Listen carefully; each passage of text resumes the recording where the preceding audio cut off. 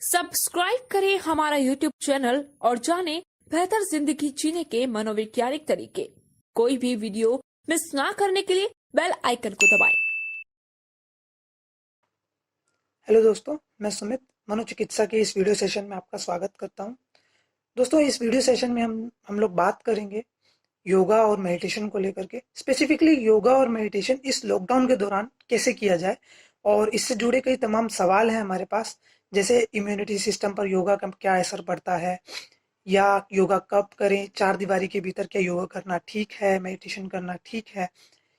और इन्हीं सभी सवालों के जवाब देने के लिए हमारे साथ एक एक्सपर्ट जोड़ेंगे जो कि योगा और मेडिटेशन टीचर हैं। तो आइए हम लोग उनसे कनेक्ट करते हैं और उन्हीं से इन सवालों के जवाब जानते हैं। हेलो देवेश। हाय सुमित, कैसे वेलकम हो? है आपका हमारे इस चैनल पर। Thank you. दोस्तों मैं आपको बता दूं, देवेश जी जो हैं अभी इस वक्त दिल्ली पब्लिक स्कूल में एज अ योगा और मेडिटेशन टीचर हैं, और समय समय पर अपनी सर्विसेज मनोचिकित्सा के साथ भी प्रोवाइड करते रहते हैं। तो जैसा कि मैंने आपको बताया था कि ये जो हमारा वीडियो सेशन होगा, ये इस लॉकडाउन के समय में योगा और मेडिटेशन को लेकर होगा, और इससे जुड़े कई सवाल हैं हमारे पास जो कि कॉमन सवाल हैं और आप दर्शकों के मन में भी होंगे। तो इसी कड़ी में देवेश, हमारा पहला सवाल यही है कि इम्यूनिटी सिस्टम आजकल एक वर्ड सुनने में बहुत आ रहा है। तो क्या योगा और मेडिटेशन इम्यूनिटी सिस्टम पर इफेक्ट करते हैं, और करते हैं तो कैसे ये रोग प्रतिरोधक जो क्षमता है उसको बढ़ाते हैं? जी, जो योग है ना सिर्फ हमारी इम्यूनिटी को बल्कि हमारी पूरी होलिस्टिक हेल्थ को डेवलप करने में हेल्प करता है। जो योग है, अगर हम मान लीजिए कोई भी एक आसन कर रहे हैं या प्राणायाम कर रहे हैं या मेडिटेशन कर रहे हैं, तो उसका इफेक्ट हमारी बॉडी पे, हमारे माइंड में पड़ता है। हमारे आसपास जो भी है वो पॉजिटिवनेस आती है, उसी से जितने भी हमारे ऑर्गन्स हैं उसमें जो डेवलपमेंट होती है वो पॉजिटिव तरीके से होती है। वो ही हमारा आगे चल के इम्यून सिस्टम में हेल्प करता है। तो देवेश, हमारा अगला सवाल ये है कि अभी जो हम देख रहे हैं कि जो माहौल है वो बहुत तनाव भरा हो रहा है। तो ऐसे कोई आसन है जिन्हें हम उपयोग करके थोड़ा तनाव को कम कर सकते हैं अपने में? हाँ जी, बिल्कुल कर सकते हैं। अगर मान लीजिए अगर हमें स्ट्रेस है तो सबसे पहले ये सोचना है कि स्ट्रेस किस वजह से है, उसका रीजन क्या है। अगर वो लॉकडाउन की वजह से है या इस कोरोना की वजह से है, तो सबसे पहले ये सोचना है कि हम उसके लिए क्या कर सकते हैं, अपने लिए अपनी डेली रूटीन में क्या लेके आ सकते हैं। तो इसमें अगर हम कुछ आसन की बात करें तो इसमें आप ताड़ासन है, पादहस्त आसन है, पश्चिमोत्तानासन है, भुजंगासन है, धनुरासन है, या मान लीजिए सर्वांग आसन है। तो ये सभी आसन आप कर सकते हैं। उसके साथ साथ आप मेडिटेशन भी कर सकते हैं। मेडिटेशन में आप नॉर्मल कोई भी गायत्री मंत्र या कोई भी मंत्र आप लगाइए और उस पे अपना ध्यान रखिए, या फिर ओम चैंट करिए। ये सारी क्रियाएं जो आपके लिए आपका जो स्ट्रेस है उस स्ट्रेस को कम करने में हेल्प करेगा। तो देवेश, ये जो आसन आप और मेडिटेशन आपने बताया, ये क्या चार दीवारी के अंदर, क्योंकि अभी सब लोग घर में हैं, तो क्या चार दीवारी के अंदर किया जा सकता है? हाँ, बिल्कुल किया जा सकता है। अगर आपके पास मान लीजिए कई लोग रहते हैं फ्लैट्स में, तो उनके पास जो है छत नहीं होती कई लोगों के पास। जी जी। तो आप अपने घर में करें, पर जहाँ पे भी करें तो ये होना चाहिए कि जो प्रॉपर ऑक्सीजन है वो मिलना चाहिए। कोई बिल्कुल बंद ना हो, जो विंडो वगैरह थोड़ा ओपन हो, थोड़ा खुला वातावरण हो, उसमें आप जो है योग की प्रैक्टिस कर सकते हैं। देवेश, दर्शकों की तरफ से एक सवाल ये भी आता है कि जैसे मेरे मेरे साथ ही ये सवाल आता है कि मेरी जो मैं आप जैसे अभी जिस आसन में बैठे हैं, मैं ऐसे पद्मासन नहीं लगा पाता हूँ। तो मैं थोड़ा ज़बरदस्ती करता हूँ, तो मुझे कहीं न कहीं लगता है कि मैं अपनी बॉडी के साथ ज़बरदस्ती कर रहा हूँ। तो क्योंकि मेरी बॉडी लचीली नहीं है, तो ये कितना सही है और कितना, क्या इस पर कहना चाहेंगे? देखिए, जो भी आसन है, कोई भी जब पैदा होता है तो वो फ्लेक्सिबल पैदा नहीं होता। उसके लिए उसे थोड़ी-सी प्रैक्टिस करनी पड़ती है। Practice makes man perfect. ठीक है? ऐसे ही योग में भी बोला गया है, स तो दीर्घ काल निरंतर सत्कार सेवितो दृढ़। मीन्स लॉन्ग टाइम तक कोई भी प्रैक्टिस अगर हम करते हैं तो उससे हमें दृढ़ता मिलती है। तो ऐसे ही योग में है, अगर हम योग की प्रैक्टिस रेगुलर करेंगे तो हमारी फ्लेक्सिबिलिटी ऑटोमेटिकली इंक्रीज हो जाएगी। ऐसा नहीं करना कि दूसरे का पद्मासन लग रहा है, हमारा नहीं लग रहा, तो हम योग नहीं कर पाएंगे। धीरे धीरे उसका अभ्यास करेंगे जो कि हमें हेल्प करेगा हमारे फ्लेक्सिबिलिटी को इंक्रीज करने में, साथ ही साथ और उसके जो बेनिफिट्स हैं वो हमें मिलेंगे। तो देवेश, ये जो आसन है ये हमें मतलब किस टाइम करने चाहिए, या योगा मेडिटेशन? क्योंकि लोगों के सवाल होते हैं दिन में करें तो किस टाइम करें, 6 बजे करें, शाम को 8 बजे, क्योंकि अभी सब लोग लेट लेट उठ रहे हैं, 8 बजे कर लें, 9 बजे कर लें, या इवनिंग में जो टाइमिंग है वो क्या रहे हमारी?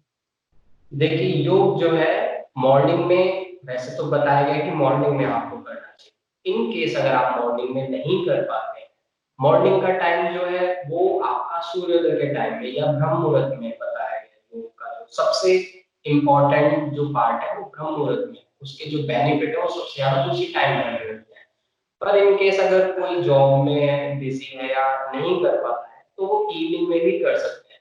इवनिंग में भी करेंगे, पर आपका जो खाना है और खाने में आपकी प्रैक्टिस, उसके बीच में 2.5 से 3 घंटे का गैप होना चाहिए, ताकि आपने जो कुछ भी खाया है वो डाइजेस्ट हो जाए, उसके बाद आप प्रैक्टिस स्टार्ट कर सकते हैं।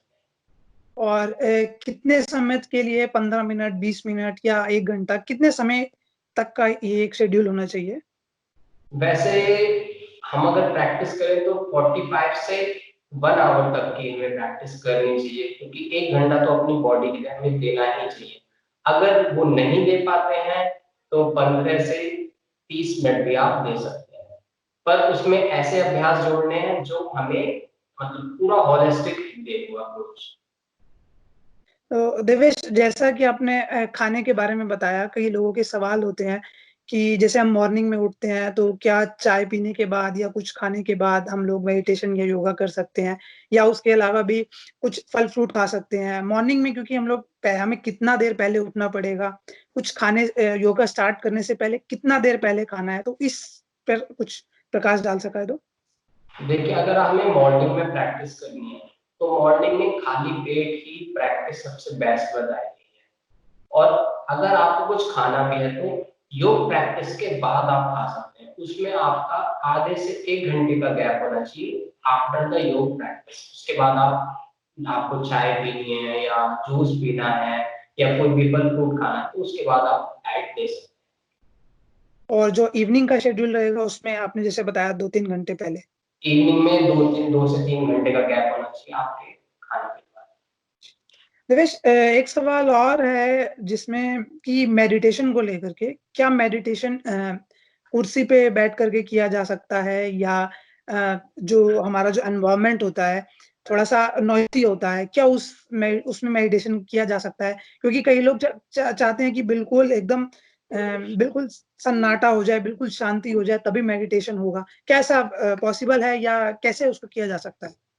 देखिए, जो आपने पहला पूछा इसी में कि कुर्सी पे बैठ के आप मेडिटेशन कर सकते हैं, क्योंकि कई लोग ऐसे होते हैं जो जैसे अर्ध पद्मासन में मैं बैठा हूँ, तो इसमें नहीं बैठ सकते हैं, या फिर घुटने मोड़ के जो वज्रासन होता है उसमें नहीं बैठ सकते हैं, तो वो चेयर पे बैठ के आराम से मेडिटेशन कर सकते हैं। आपने जो दूसरा पूछा कि नॉइज़ी होता है, देखिए मेडिटेशन ये नहीं है कि हमें सन्नाटे के अंदर मेडिटेशन करना है। तो सन्नाटे के अंदर तो हर कोई मेडिटेशन इज़िली कर सकता है। अगर मान लीजिए नॉइज़ी है, तो आपको क्या करना है, उसी नॉइज़ पे अपना ध्यान लगाना है, ताकि जो आपका कंसंट्रेशन है, मेडिटेशन ऐसा नहीं है कि सिर्फ शांत वातावरण में हो। जो नॉइज़ी चल रही है, बाहर से जो शोर आ रहा है, आप उसी पे ध्यान केंद्रित करें, वो भी एक मेडिटेशन है। तो कैसी आवाज़ों पर ध्यान केंद्रित कर सकते हैं, मतलब जैसे मान एग्ज़ाम्पल के तौर पर?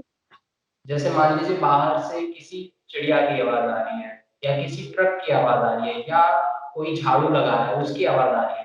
तो आपको उन सारी आवाज़ों को काउंट करना है कि कितनी आवाज़ मैंने, मतलब आपने जो 15 मिनट्स का जो मेडिटेशन किया उसमें कितनी आवाज़ आपने सुनी। उससे क्या है, आप दूर तक की सुनने की जो आपकी क्षमता है वो आपकी डेवलप होगी। तो देवेश, एक आखिरी सवाल हमारा यहाँ पर है कि हाँ जी। लोग आमतौर पर योगा और मेडिटेशन शुरू तो करते हैं, ठीक है? फिर वो 2-3 दिन करते हैं और फिर उसके बाद हतोत्साहित हो जाते हैं और उसको छोड़ देते हैं या हल्के में ले लेते हैं। और ऐसे में क्या योगा और मेडिटेशन से आप क्या लोगों को एक मैसेज देना चाहेंगे? या क्या ऐसी प्रेरणादायक बात बताना चाहेंगे कि वो लोग इसको कंटिन्यू रख सकें और अपनी ज़िंदगी में अपना सकें बेसिकली? देखिए, योग जो है ना सिर्फ हमारी मेंटल हेल्थ के लिए, बल्कि फिजिकल के लिए, सोशल हेल्थ के लिए, स्पिरिचुअल हेल्थ के लिए, सबके लिए ही बहुत ही ज़्यादा बेनिफिशियल है। तो जो भी प्रैक्टिस करता है, अगर वो 1 महीने प्रैक्टिस करता है रेगुलर योग की और उसके बाद 2 दिन छोड़ देता है, तो उसको अपने आप ही फ़र्क महसूस होगा कि हाँ, मैंने आज कुछ नहीं किया। तो ये जो है आपके दृढ़ संकल्प से ही सुनिश्चित हो पाएगा कि आप योग को डेली रूटीन में कैसे अपनाएं। क्योंकि अगर मैं कहूँ कि आप योग करो करो करो, तो जब तक मैं कहूँगा तब तक ही आप करेंगे, पर जैसे मैं कहना बंद कर दूंगा आप छोड़ देंगे। तो ये आप पे डिपेंड करता है कि आपके अंदर कितना ज्यादा वो है अपनी बॉडी के लिए, अपने माइंड के लिए कि मैं उसको हेल्थी रखूं। तो ये डिपेंड करता है पर्सन पे। पर्सन टू पर्सन वेरी करता है कि वो उसकी इच्छा शक्ति कितनी है कि वो मेडिटेशन को कैसे कंटिन्यू कर सकता है।